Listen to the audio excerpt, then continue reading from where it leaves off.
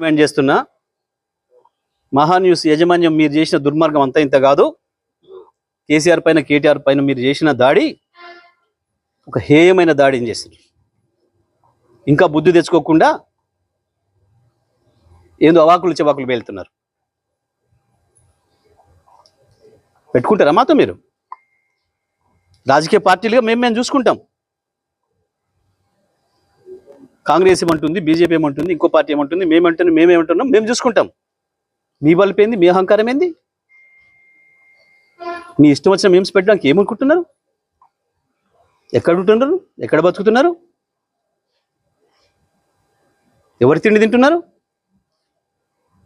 మీకు మీ మనవాళ్ళేమనుకుంటే యువతలో ఉన్నది మనుషులే కదా. లక్షలాది కోట్లాది మంది ప్రజల హృదయాల్లో స్థానం సంపాదించుకున్న నాయకుడి గురించి కదా మీరు మాట్లాడుతుంది. మాకు రావా? మాకు తెలియదా? మా త్యాగాలు చేసిన చరిత్ర మాకు లేదా? మళ్ళీ కొంతమంది త్యాగాలు చేస్తాం, ఏమవుతుంది? ఉంటారా? ఏ బలుపుతోని, ఏ అహంకారంతో, ఎవరిని చూసుకొని ఈ ప్రేలాపన?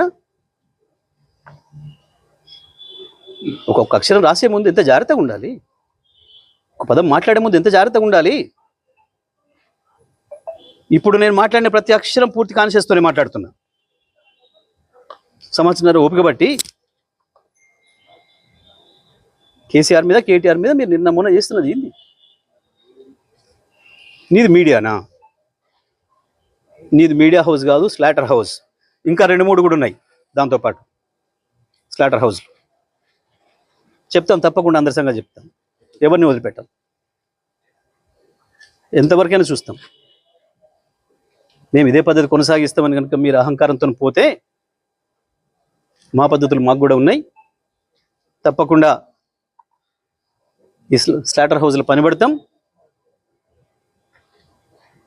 ఎట్లా ప్రజలతో శిక్ష పెంచాలో వేయిస్తాం.